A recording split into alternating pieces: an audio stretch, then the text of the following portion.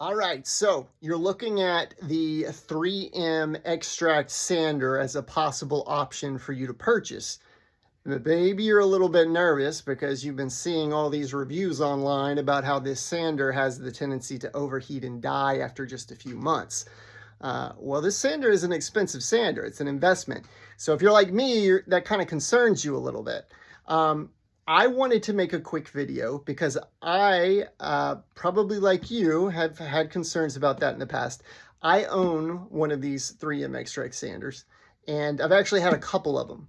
And what I wanted to do today, because I couldn't find anybody else that's done this yet, I actually have the old version and I have the new version. And when I talk about the new version, if you've recently seen the video by 731 Woodworks, he talks about the issues of these sanders basically overheating and basically killing the motors and not being operable anymore.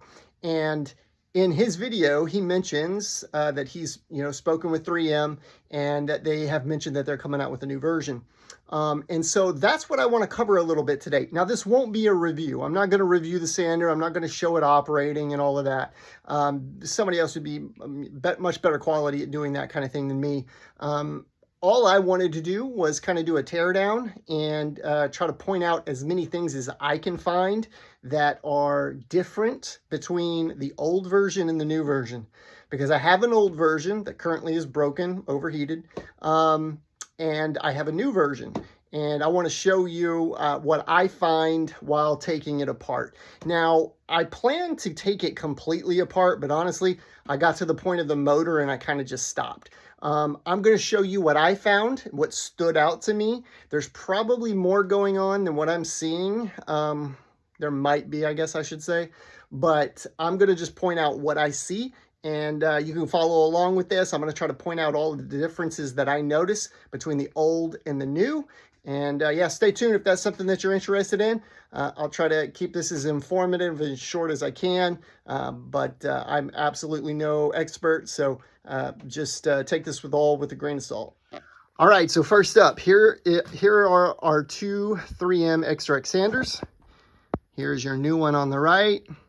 Here's your old version on the left, just to kind of give you I don't know the exact date that they started producing this new version. I can tell you that the new one that I have in front of me right here was built in April of this year. And I can tell you that this one was built in, I don't know the month, but I know it was 2021. And this was an older version. So at what date they actually switched over, I'm not sure of. But the review I'm going to show you is going to be on these two. Now, these are the 6-inch with a 3/16 orbit. You will hear some people say, oh, there's particular ones that are worse about overheating and dying. I honestly don't believe that. I'm going to kind of tell you a little bit later in this video what I actually kind of think about these sanders, and because obviously you can see I've owned multiple ones, and there's a reason for that.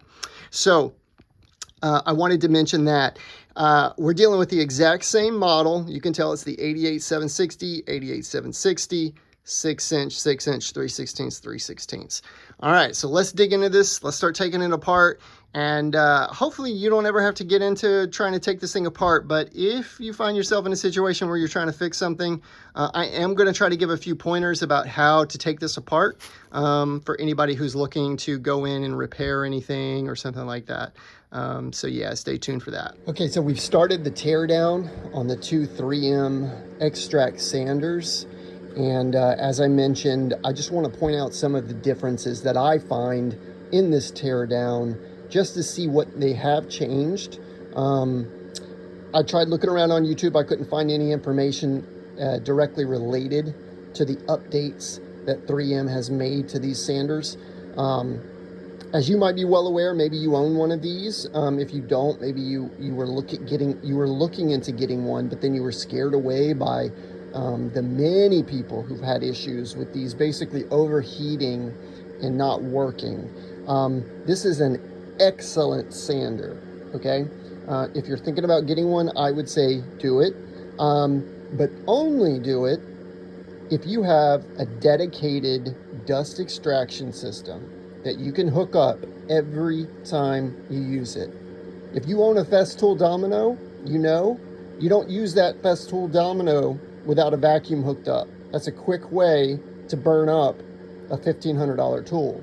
Well, the same goes for these 3M sanders. Now, these aren't $1,500, but they're not cheap. We're talking $400 or $500 on average.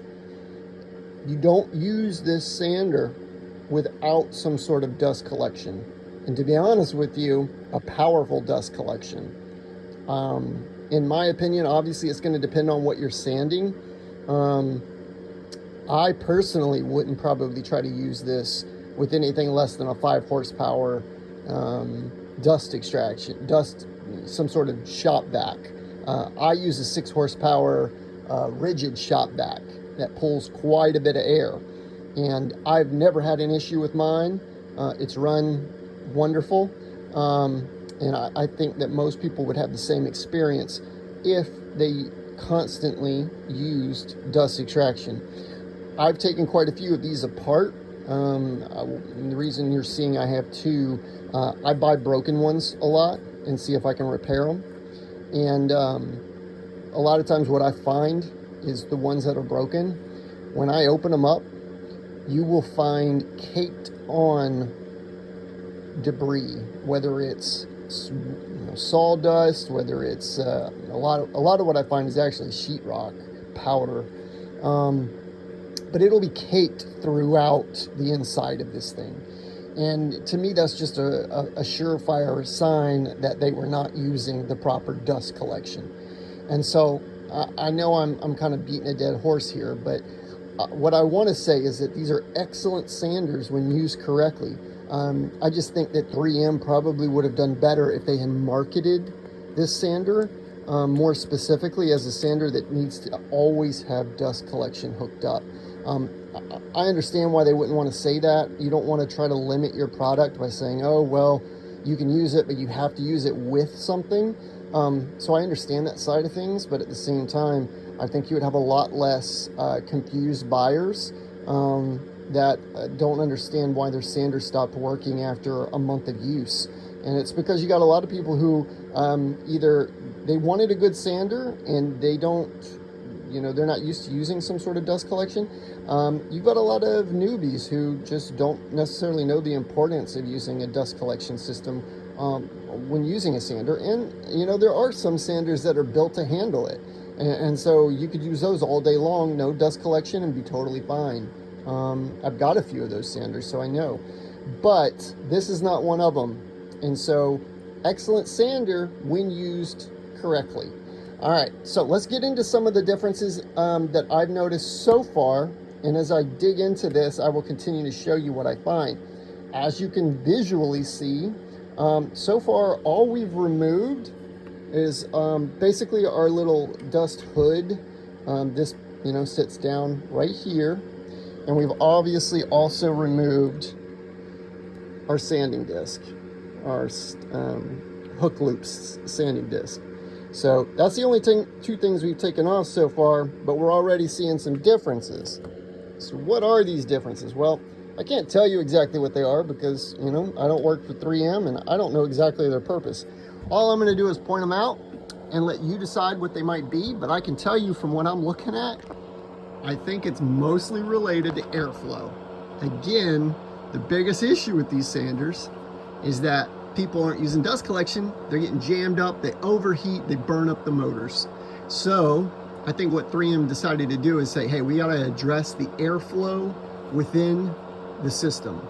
And so the first thing I'm noticing is that this looks to be some sort of air diffuser or air circulator, I guess maybe I would say, that's been built in. Now, obviously, this outside piece is part of what's giving you your orbit. The 2 sanders you're looking at are identical models. Just to be clear, this is a 6-inch with a 3/16 orbit. And obviously, this is going to be the part that's supplying your orbit. It's kind of giving it that not perfectly round, because obviously that's what you want. But it's kind of built in here, and we've got this full disc that has these billows in it. And if I had to guess, that's for helping dissipate and move air throughout the system. It's probably pulling air in here, and I would think forcing air throughout, probably to try to help keep that motor cool. The second thing that I noticed pretty quick off the bat is we got 2 air vent ports on this new model, okay? The old model, this is our old model, we've got just the 1 port. This is probably what most guys have right now and what you're used to. You've got that 1 air port. But on this guy, we can already see we've got that one. That's the one that we're used to. But now we've got this one over here as well, and one over here. So they've more than doubled the air intake ports on this. And again, this is all opinion. You may know more than I do, but I couldn't find a lot of information out there from anybody talking about it. I imagine some of that is just the fact that 3M doesn't want to come out and say, oh, our product had flaws and here's what we did to try to improve it. They kind of just want to make a better product and kind of hopefully seamlessly transition away from what wasn't working. So we might not get an official briefing or some kind of official statement from 3M explaining all of the updates they've done. But I haven't seen anybody post a video about this, so I wanted to point out what I'm seeing. And so far, we've just started digging into this, and that's 2 major things that I see that I think would probably make a pretty big difference in how cool this sander runs. So if you do own the older style or older model and you're not having any issues, great, keep doing what you're doing, rock on. If you're starting to see some overheating, I don't know, you might want to just think about taking a Dremel tool and opening up this port, cutting you a little slit here, and maybe another one on the other side like this new version has. That would be easy enough to do. You could probably take your time and do it pretty cleanly so it looked like it was stock as well. So anyway, those are the 2 differences we found so far. We're going to continue digging in, and I'll report back here in a moment. Okay, so we've opened up the case, and we're now looking at the insides, basically, of your new and old version sanders. Now, off the bat, I'm not noticing any differences that are visual. There might obviously be differences that are beyond what I can visually inspect and see. So right now, you might see something I don't. But as I compare these 2, let me get them a little closer together.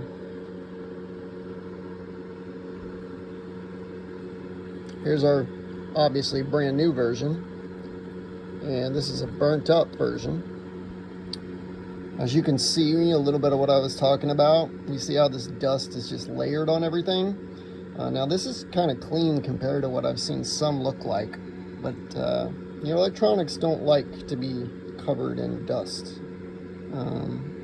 They like to breathe, they like to stay clean.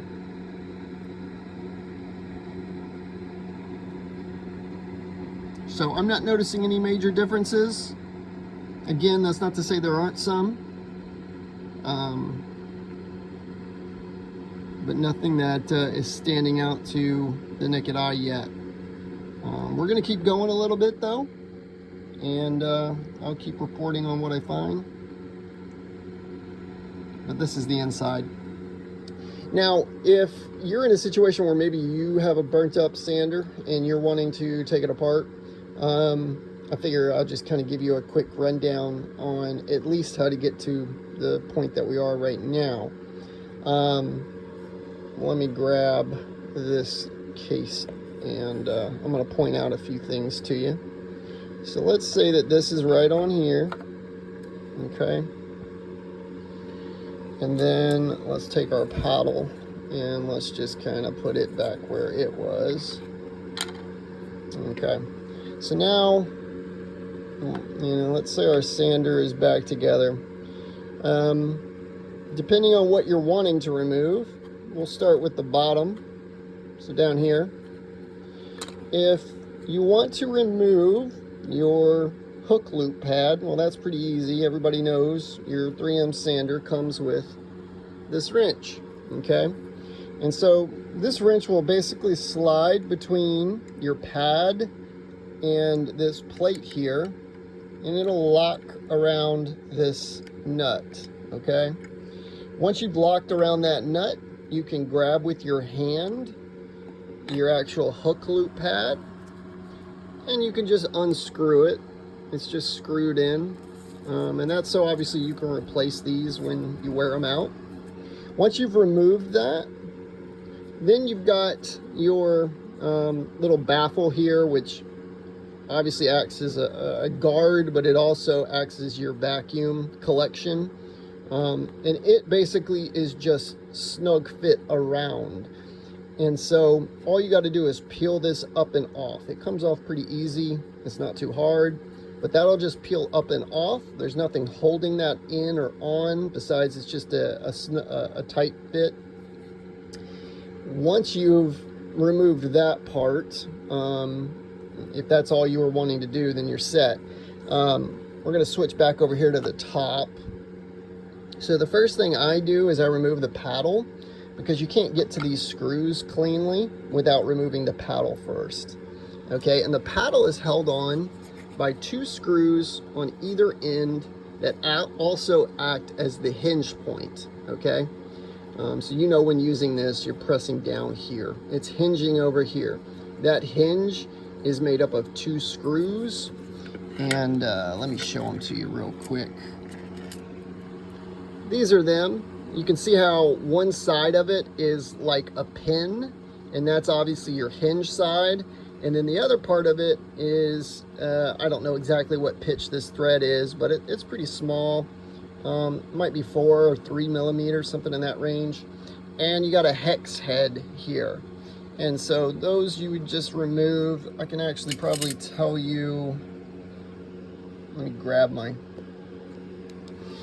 bit. I'll tell you what size you need for that.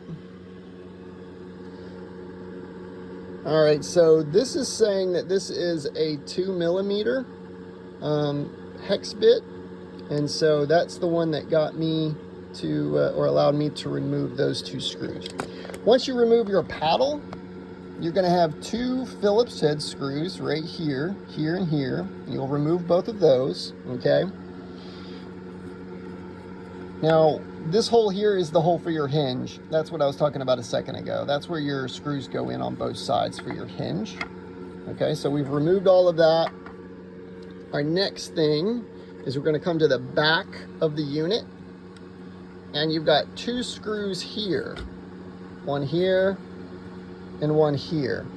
And these are also going to be hex, I believe. Let me look at my screws down here. Yeah, so these are going to require that 2 millimeter hex bit again, I believe.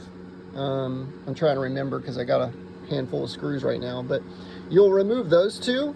Once those 2 are removed, be careful, but just pry up and this piece will just cleanly come off. That's the only screws that are being held, that are holding this in place. And so once you've removed those, you'll be at the same point I'm at. And if you need to do more, you can probably see what you need to do. But I'm not sure how deep in I'm going to go on this. But as I go, I will report back. And if I remove some more stuff, I'll try to give you directions on that as well. Okay, so just about as soon as I made that last part saying I couldn't visually see anything different, I did find something. This is interesting to me too, the decision they made here. Old model here, you've got this like rubber, you know, it's a form-fit rubber piece that's basically molded to fit super snug, and basically it separates your electronics. Okay, so if this is your housing for your electronics, and obviously here's this this is basically the cover for your motor, okay? Your motor is going to sit up in here. If we were to turn this over, we could take the motor out.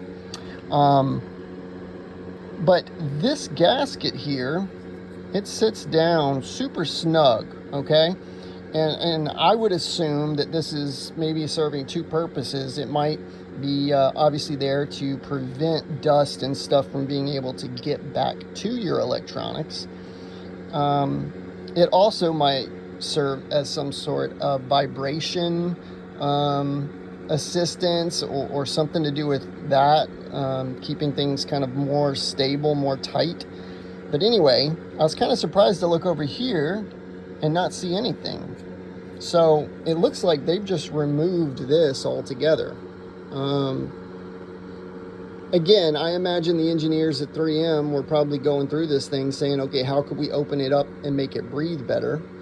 Well, I guess removing this is definitely going to help it breathe better. I feel like it would also cause you to get more dust in here. Maybe not. Maybe, I'm sure they tested this. I'm sure they didn't make any of these decisions without a lot of research. So, but there's another difference, okay? And this is not a... I don't want to act like I am any kind of expert on these, and I don't want to act like I'm pointing out all of the differences, because I'm sure I'm going to miss some things. But so far, this is what we found, and we're going to keep going. So I'll let you know if I find anything else. Okay, so we have now removed the screws so that we can actually pull up pretty much our whole little electrical panel here. And I found another difference. So let me show that to you. And here we go. So we're gonna flip this one back. This is our old version, as you can tell by the dust. Here's our new version. We'll flip this one back. We're still connected to the motor down here. All right. So there may be more differences, as I already said, inside. I'm only going to go so far. So this is an overview of what I see. This is not as thorough as it probably could be by an actual trained expert. All right. You can probably see it already, right? Again, related to air, no surprise there. We got vents. We got no vents on the old version. Well, I shouldn't say no vents. This is obviously a little aluminum heat dissipation block.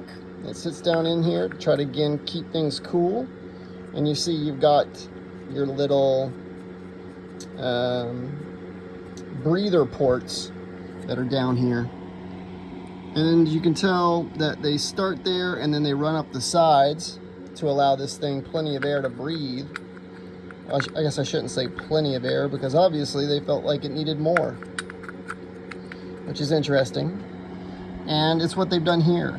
So if we pull this up, we'll see they've obviously kept the ones that were on the old model, and then they've just added these here. And I mean, from what I can see, obviously these outside vents are going to allow more of your actual electronic board to breathe, and it's not just going to be cooling down this little heat dissipation block.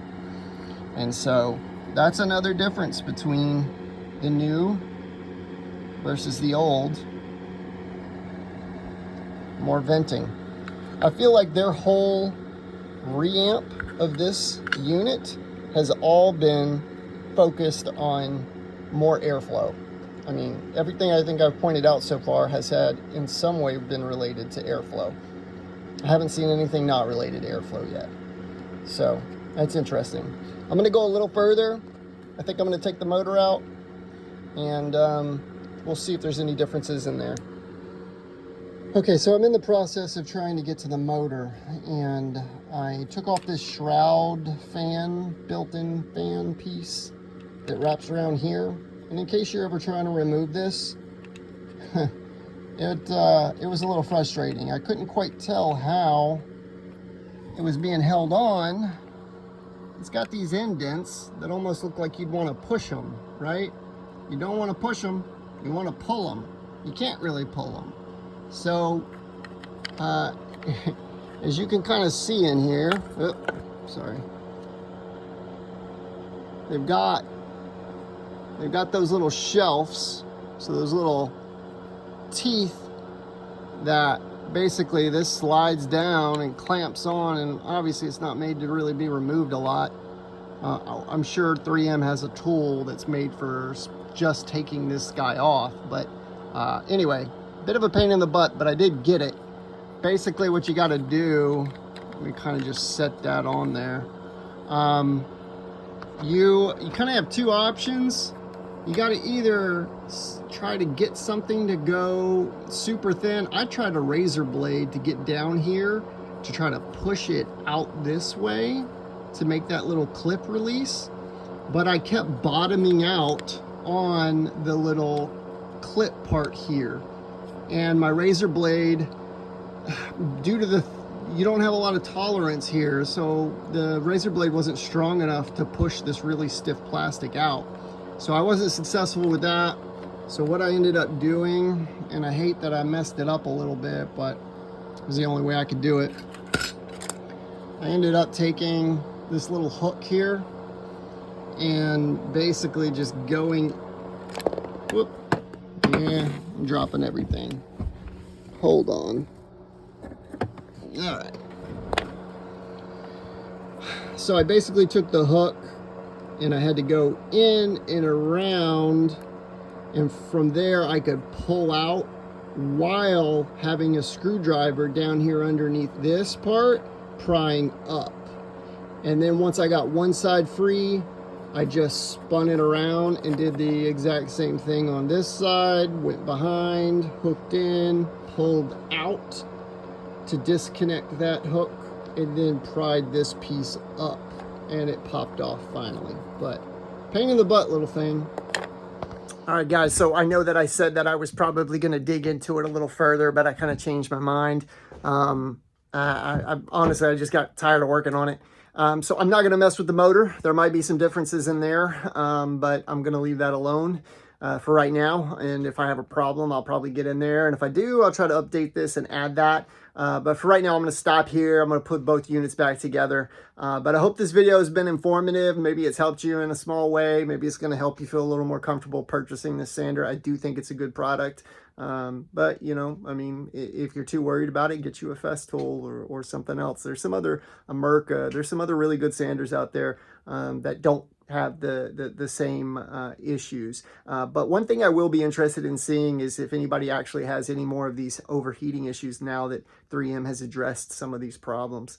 So I have to say props to 3M for listening to customers and getting that taken care of.